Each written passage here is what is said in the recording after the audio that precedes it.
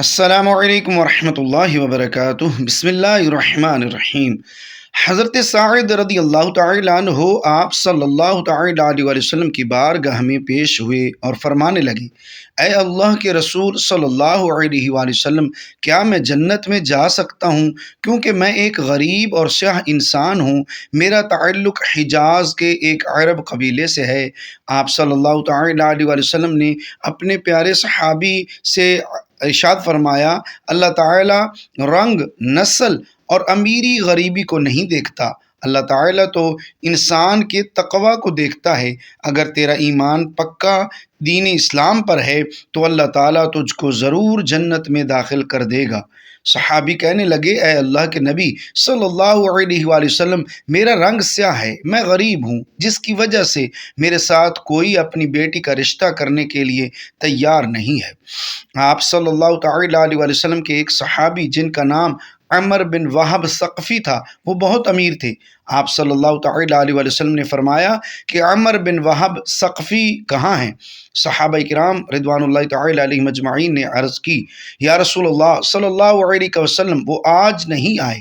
آپ صلی اللہ تعالیٰ علیہ وآلہ وسلم نے حضرت سعید رضی اللہ تعالیٰ عنہ سے ارشاد فرمایا کہ عمر بن وہب کے گھر جاؤ اور جا کر کہو کہ حضور اکرم صلی اللہ تعالیٰ علیہ وآلہ وسلم نے مجھے آپ رضی اللہ تعالیٰ عنہ کی بیٹی کے لیے بھیجا ہے۔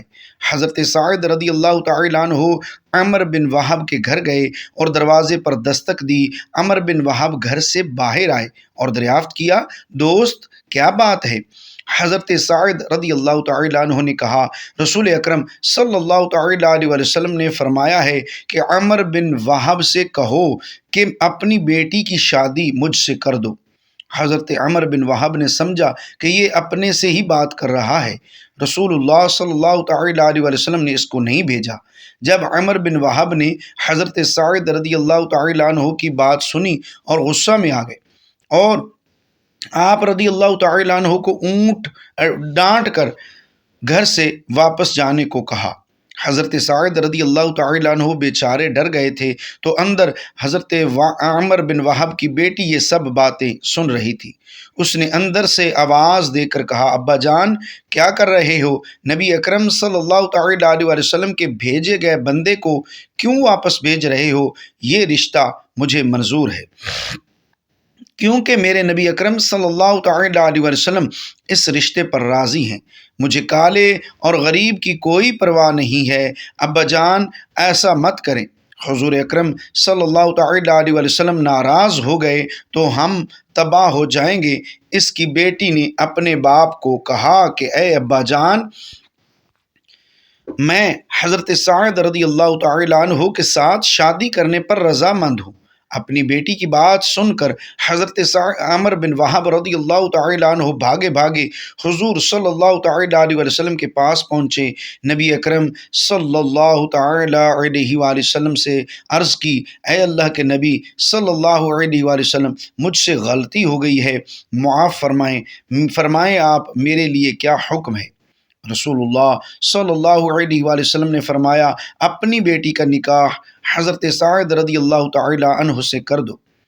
حضرت عمر بن وہب رضی اللہ تعالیٰ عنہ نے عرض کی، اے اللہ کے رسول صلی اللہ تعالیٰ علیہ وآلہ وسلم، آپ نکاح پڑھائیں۔ آپ صلی اللہ تعالیٰ علیہ وآلہ وسلم نے نکاح پڑھایا، حق مہر 400 درم رکھا اور حضرت سعید رضی اللہ تعالیٰ عنہ سے فرمانے لگے کہ جاؤ، جا کر اپنی بیوی کو لے آؤ۔ نبی اکرم صلی اللہ تعالیٰ علیہ وسلم کی بات سن کر حضرت سعید رضی اللہ تعالیٰ عنہ کافی پریشان ہو گئے۔ نبی اکرم صلی اللہ تعالیٰ علیہ وسلم نے فرمایا، اے سعید رضی اللہ تعالیٰ عنہ، پریشان کیوں ہو؟ حضرت سعید رضی اللہ تعالیٰ عنہ نے عرض کی، اے اللہ کے رسول صلی اللہ علیہ وآلہ وسلم، میرے پاس تو کوئی شے نہیں ہے، میں 400 درم کہاں سے اکٹھے کروں؟ آپ صلی اللہ تعالیٰ علیہ وآلہ وسلم نے فرمایا، سعید فکر مت کرو، آپ حضرت علی رضی اللہ تعالیٰ عنہ، حضرت عبد الرحمن اور حضرت عثمان رضی اللہ تعالیٰ عنہ کے پاس جاؤ اور تینوں سے 200 درم لے آؤ۔ 400 درم حق مہر ادا کر دینا اور 200 درم کی کوئی ضروریات کی چیز لے آنا۔ حضرت سعد رضی اللہ تعالیٰ عنہ رسول اکرم صلی اللہ تعالیٰ علیہ وسلم کے حکم کے مطابق تینوں کو پیاس گئے اور حضرت محمد مصطفیٰ صلی اللہ تعالیٰ علیہ وسلم کا پیغام دیا۔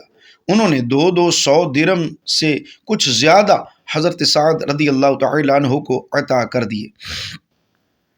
آپ رضی اللہ تعالیٰ عنہ یہ درہم وصول کر کے بہت زیادہ خوش تھے۔ حضرت سعد رضی اللہ تعالیٰ عنہ نے سوچا کہ میں 400 درہم حق مہر ادا کر دوں گا اور باقی جو درہم ہیں ان کا جا کر ضروریات زندگی کا سامان لے آتا ہوں۔ حضرت سعد رضی اللہ تعالیٰ عنہ جو ہی بازار میں داخل ہوئے تو کوئی اعلان کر رہا تھا، اے اللہ کے نیک بندو، جہاد کے لیے تیار ہو جاؤ۔ جہاد کے الفاظ سنتے ہی حضرت سعد رضی اللہ تعالیٰ عنہ نے اپنا سب کچھ اللہ تعالیٰ اور اس کے رسول صلی اللہ تعالیٰ علیہ وسلم پر قربان کر دیا۔ حضرت سعد رضی اللہ تعالیٰ عنہ نے آسمان کی طرف دیکھتے ہوئے عرض کی، اے دو جہان کے مالک، اب میرا یہ مال میری شادی پر نہیں بلکہ یہ سارا مال اس جگہ پر خرچ ہوگا جہاں میرا رب اور نبی کریم صلی اللہ تعالیٰ علیہ وسلم اور سب مسلمان راضی ہو جائیں گے۔ حضرت سعد رضی اللہ تعالیٰ عنہ کے کان میں آواز کا پڑنا ہی تھا۔ آپ رضی اللہ تعالیٰ عنہ نے دنیا کی سب خوشیوں کو بھلا دیا اور یاد رکھا تو بس اللہ اور حضور اکرم صلی اللہ تعالیٰ علیہ وسلم کی محبت یاد رکھی۔ حضرت سعد رضی اللہ تعالیٰ عنہ کے پاس جو درہم تھے، انہوں نے ان درہم کا ایک گھوڑا، ایک ڈھال اور ایک تلوار خریدی۔ اس وقت جب مسلمان جہاد کے لیے جاتے تھے، حضرت سعد رضی اللہ تعالیٰ عنہ چہرے کو چھپائے ہوئے اپنے گھوڑے پر سوار ہو کر نبی اکرم صلی اللہ تعالیٰ علیہ وسلم کے لشکر میں داخل ہوئے تو صحابہ کرام رضوان اللہ تعالیٰ علیہ مجمعین نے دیکھا کہ یہ کون سا انسان ہے جو چہرے کو چھپائے ہوئے ہم میں داخل ہو گیا ہے۔ حضرت سعد رضی اللہ تعالیٰ عنہ نے اپنے چہرے کو اس لیے چھپایا ہوا تھا کہ اگر حضور اکرم صلی اللہ تعالیٰ علیہ وسلم نے مجھے دیکھ لیا تو مجھے اپنے لشکر میں جانے کے لیے منع نہ کر دے اور ایسا نہ کہیں کہ جاؤ اپنی بیوی کے پاس۔ اس ڈر سے اپنے چہرے کو چھپایا ہوا تھا۔ صحابہ کرام رضوان اللہ تعالیٰ علیہم اجمعین نے حضرت علی رضی اللہ تعالیٰ عنہ سے پوچھا کہ یہ کون شخص ہے جو چہرہ چھپائے ہوئے لشکر میں داخل ہو گیا ہے؟ تو حضرت علی رضی اللہ تعالیٰ عنہ نے جواب دیا کہ چھوڑو، اپنے کام کی طرف توجہ کرو، کوئی پردیسی ہوگا جو جہاد میں شریک ہو کر ثواب حاصل کرنا چاہتا ہو۔ جب لشکر اسلام اور کفار کا لشکر جنگ کے لیے سامنا ہوا تو حضرت سعد رضی اللہ تعالیٰ عنہ بھی لشکر کے ساتھ لڑائی کے لیے تیار ہو گئے۔ جب ایک تیر حضرت سعد رضی اللہ تعالیٰ عنہ کے گھوڑے کو لگا تو تیر کے لگنے سے حضرت سعد رضی اللہ تعالیٰ عنہ کا گھوڑا زمین پر گر گیا۔ جب گھوڑا گرا تو حضرت سعد رضی اللہ تعالیٰ عنہ بھی گر گئے۔ حضرت سعد رضی اللہ تعالیٰ عنہ جلدی سے کھڑے ہوئے اور بازوؤں کو اوپر کیا۔ جب حضرت سعد رضی اللہ تعالیٰ عنہ نے اپنے بازو اوپر کیے تو نبی اکرم صلی اللہ تعالیٰ علیہ وسلم کی نظر رحمت حضرت سعد رضی اللہ تعالیٰ عنہ کے سیاہ بازوؤں پر پڑی تو نبی اکرم صلی اللہ تعالیٰ علیہ وسلم نے فرمایا، مجھے تو سعد لگ رہا ہے۔ حضرت سعد رضی اللہ تعالیٰ عنہ نے کہا، جی حضور صلی اللہ علیہ وسلم، میں سعد رضی اللہ تعالیٰ عنہ ہی ہوں۔ حضور نبی اکرم صلی اللہ تعالیٰ علیہ وسلم نے حضرت سعد رضی اللہ تعالیٰ عنہ سے فرمایا، اے سعد رضی اللہ تعالیٰ عنہ، تو بڑا خوش نصیب ہے، اللہ تعالیٰ نے تیرے لیے جنت میں اعلیٰ مقام تیار کر رکھا ہے۔ نبی اکرم صلی اللہ تعالیٰ علیہ وسلم کی زبان مبارکہ سے یہ لفظ سنتے ہی حضرت سعد رضی اللہ تعالیٰ عنہ بڑی تیزی سے دشمنوں کا مقابلہ کرنے لگے۔ حضرت سعد رضی اللہ تعالیٰ عنہ اسلام کی خاطر لڑتے لڑتے شہید ہوئے اور سارے لشکر میں یہ بات عام ہو گئی کہ حضرت سعد رضی اللہ تعالیٰ عنہ نے شہادت حاصل کر لی ہے۔ لشکر سے آواز بلند ہوئی کہ حضرت سعد رضی اللہ تعالیٰ عنہ شہید ہو گئے ہیں، تو نبی اکرم صلی اللہ تعالیٰ علیہ وسلم فوراً حضرت سعد رضی اللہ تعالیٰ عنہ کے پاس گئے اور حضرت سعد رضی اللہ تعالیٰ عنہ کے سر مبارک کو اپنی گود میں رکھا اور آنکھوں سے آنسو جاری تھے۔ حضور اکرم صلی اللہ تعالیٰ علیہ وسلم روتے ہوئے فرما رہے ہیں کہ اے سعد رضی اللہ تعالیٰ عنہ، اللہ کے حضور تیرا یہ عمل بہت پسند کیا گیا ہے، اللہ اور اس کا نبی صلی اللہ تعالیٰ علیہ وسلم تیرے اس عمل پر بہت رضامند ہیں، اللہ تعالیٰ تجھے جنت میں اعلیٰ مقام سے نوازے گا۔ اللہ اکبر۔ یہ جذبہ ایمانی کی اپنی شادی کی پہلی رات کو بھی جہاد پر قربان کر دیا اور شہادت نوش فرما لی۔ اللہ تعالیٰ کی ہزار رحمتیں ان پر نازل ہوں۔ ناظرین کرام، امیر المؤمنین حضرت عمر بن خطاب رضی اللہ تعالیٰ عنہ نے ایک مرتبہ شدید سرد اور تاریک رات میں ایک جگہ آگ کی روشنی دیکھی، چنانچہ وہاں تشریف لے گئے۔ ساتھ جلیل القدر صحابی حضرت عبد الرحمن بن عوف رضی اللہ تعالیٰ عنہ بھی تھے۔ حضرت عمر بن خطاب رضی اللہ تعالیٰ عنہ نے آگ کے پاس ایک عورت کو دیکھا جس کے 3 بچے زار و قطار رو رہے تھے۔ ایک بچہ کہہ رہا تھا، امی جان ان آنسوؤں پر رحم کھاؤ اور کچھ کھانے کو دو۔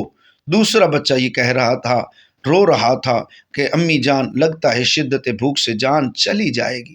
تیسرا بچہ یہ کہہ رہا تھا کہ امی جان کیا موت کی آغوش میں جانے سے پہلے مجھے کھانے کو نہیں مل سکتا؟ حضرت عمر بن خطاب رضی اللہ تعالیٰ عنہ آگ کے پاس بیٹھ گئے اور اس عورت سے پوچھا، اے اللہ کی بندی، تیرے اس حال کا ذمہ دار کون ہے؟ اس عورت نے جواب دیا، اللہ اللہ، میری اس حالت کا ذمہ دار امیر المؤمنین حضرت عمر بن خطاب رضی اللہ تعالیٰ عنہ ہے۔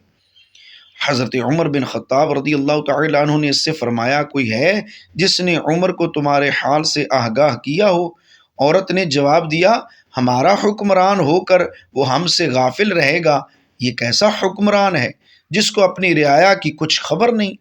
یہ جواب سن کر حضرت عمر بن خطاب رضی اللہ تعالیٰ عنہ راتوں رات مسلمانوں کے بیت المال گئے اور دروازہ کھولا۔ بیت المال کا محافظ چوکیدار بولا، خیر تو ہے؟ امیر المؤمنین حضرت عمر بن خطاب رضی اللہ تعالیٰ عنہ نے اس کا کوئی جواب نہیں دیا اور آٹے کی ایک بوری، گھی اور شہد کا ایک ڈبہ بیت المال سے نکالا اور چوکیدار سے فرمایا، انہیں میری پیٹھ پر لاد دو۔ چوکیدار نے عرض کی، امیر المؤمنین آپ چاہتے کیا ہیں؟ حضرت عمر رضی اللہ تعالیٰ عنہ نے فرمایا، میری پیٹھ پر لاد دو۔ چوکیدار نے عرض کی، امیر المؤمنین آپ چاہتے کیا ہیں؟ حضرت عمر رضی اللہ تعالیٰ عنہ نے فرمایا، میری پیٹھ پر لاد دو۔ چوکیدار نے عرض کیا، آپ یہ چیزیں اپنی پیٹھ پر نہ لادیں۔ اے امیر المؤمنین حضرت عمر بن خطاب رضی اللہ تعالیٰ عنہ نے فرمایا، میری پیٹھ پر یہ سامان لاد دو۔ چوکیدار نے کوشش کی کہ اے امیر المؤمنین رضی اللہ تعالیٰ عنہ کا تیار کردہ سامان خود اپنی پیٹھ پر لاد لے، لیکن امیر المؤمنین نے سختی سے انکار کیا اور اس سے یوں مخاطب ہوئے، تیری ماں تجھے کھو دے، یہ سامان میری پیٹھ پر لاد دو، کیا قیامت کے روز تم میرے گناہوں کا بوجھ اٹھاؤ گے؟ یہ کہہ کر حضرت عمر بن خطاب رضی اللہ تعالیٰ عنہ نے آٹا، گھی اور شہد اپنی پیٹھ پر لاد لیا۔ جب اس عورت کے ہاں پہنچے تو آگ کے پاس بیٹھ گئے اور ان بچوں کے لیے کھانا پکایا۔ جب کھانا تیار ہو گیا تو اس میں گھی اور شہد ملایا اور اپنے مبارک ہاتھوں سے بچوں کو کھانا کھلایا۔ یہ منظر دیکھ کر ان یتیم بچوں کی ماں کہنے لگی، قسم اللہ کی تم عمر سے کہیں زیادہ منصب خلافت کے اہل ہو۔ حضرت عمر رضی اللہ تعالی عنہ نے اس سے فرمایا، اے اللہ کی بندی، کل عمر کے پاس جانا، وہاں میں ہوں گا اور تمہارے معاملات کے متعلق سفارش کروں گا۔ یہ کہہ کر حضرت عمر بن خطاب رضی اللہ تعالی عنہ واپس آ گئے اور ایک چٹان کے پیچھے آ کر بیٹھ گئے اور ان بچوں کو دیکھنے لگے۔ حضرت عبد الرحمن بن عوف رضی اللہ تعالی عنہ نے حضرت عمر بن خطاب رضی اللہ تعالی عنہ سے کہا، آئیے واپس چلتے ہیں کیونکہ رات بہت ہی ٹھنڈی ہے۔ حضرت عمر بن خطاب رضی اللہ تعالی عنہ نے فرمایا، اللہ کی قسم میں اپنی جگہ اس وقت تک نہیں چھوڑوں گا جب تک ان بچوں کو ہنستا ہوا نہ دیکھ لوں جیسے میں نے آتے وقت انہیں روتے ہوئے دیکھا تھا۔ جب اگلے روز کا سورج طلوع ہوا تو ان یتیم بچوں کی ماں دربار خلافت میں گئی۔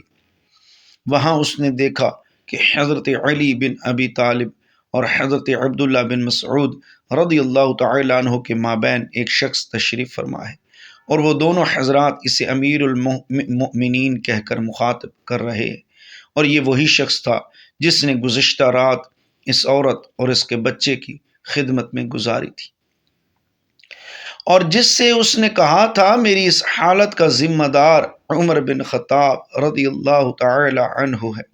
چنانچہ جب عورت کی نگاہ حضرت سیدنا عمر بن خطاب رضی اللہ تعالی عنہ پر پڑی تو گویا اس کے پاؤں تلے سے زمین کھسک گئی۔ امیر المؤمنین نے عورت سے فرمایا، اللہ کی بندی، تیرا کوئی قصور نہیں، چل بتا تو اپنی شکایت کتنی قیمت کے عوض فروخت کرے گی؟ عورت گویا ہوئی، معاف فرمائیے امیر المؤمنین۔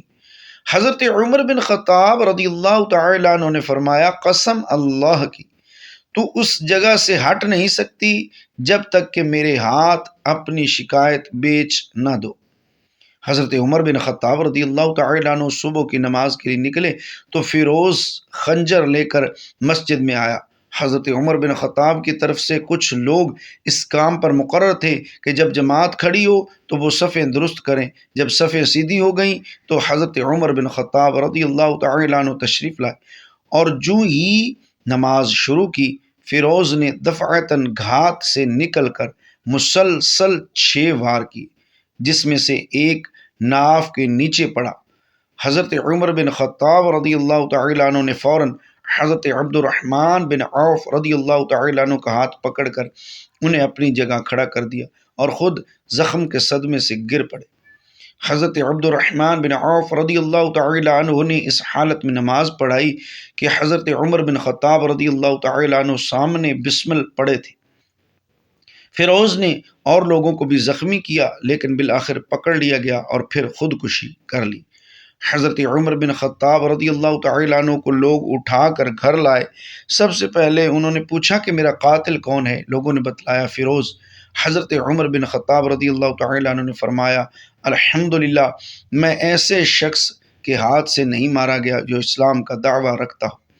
لوگوں کا خیال تھا کہ زخم چندہ کاری نہیں ہے، غالباً شفا ہو جائے گی۔ چنانچہ ایک طبیب کو بلایا گیا، اس نے نبیذ اور دودھ پلایا، مگر دونوں چیزیں زخم کی راہ سے باہر نکل آئیں۔ بالآخر حضرت عمر رضی اللہ تعالی عنہ نے اس بیوہ خاتون کی شکایت اپنے مال خاص سے 600 درہم کے عوض خریدی، اور حضرت علی بن ابی طالب رضی اللہ تعالی عنہ کو کاغذ قلم لانے کا حکم دیا اور یہ تحریر قلم بند کرائی۔ ہم علی اور ابن مسعود اس بات پر گواہ ہیں کہ فلاں عورت نے اپنی شکایت امیر المؤمنین عمر بن خطاب رضی اللہ تعالی عنہ کے ہاتھ فروخت کر دی۔ پھر امیر المؤمنین عمر بن خطاب رضی اللہ تعالی عنہ نے فرمایا، جب میری وفات ہو جائے تو اسے میرے کفن میں رکھ دینا تاکہ میں اس کو لے کر اللہ تعالیٰ سے ملاقات کروں۔ حضرت عمر بن خطاب رضی اللہ تعالی عنہ نے اس کے 3 دن کے بعد انتقال فرمایا اور محرم الحرام کی پہلی تاریخ ہفتے کے دن مدفون ہوئے۔ انا للہ و انا الیہ راجعون۔ نماز جنازہ حضرت صہیب رضی اللہ تعالی عنہ نے پڑھائی۔ حضرت علی کرم اللہ تعالی وجہ الکریم، حضرت عبد الرحمن، حضرت عثمان، حضرت طلحہ، حضرت سعد بن ابی وقاص اور عبد الرحمن بن عوف رضی اللہ تعالی عنہم نے قبر میں اتارا، اور اس طرح یہ آفتاب عالم تاب خاک میں چھپ گیا۔ یہ آفتاب تو خاک میں چھپ گیا۔ اللہ تعالی ہمیں بہتر عمل کرنے کی توفیق عطا فرمائے اور ہمارا خاتمہ ایمان پر فرمائے، آمین ثم آمین۔ ناظرین، کومنٹ باکس میں اللہ تعالیٰ کے 99 ناموں میں سے ایک نام ضرور ٹائپ کیجیے گا۔ شکریہ، اللہ حافظ، اور اپنے یوٹیوب چینل قاری الیاس اتاری آفیشیل کو سبسکرائب ضرور کیجیے، بیل آئیکن لازمی دبائیے۔ ویڈیو اچھی لگے اس کو لائک اور شیئر دوسرے مسلمانوں تک ضرور کیجیے۔ جزاک اللہ خیرہ۔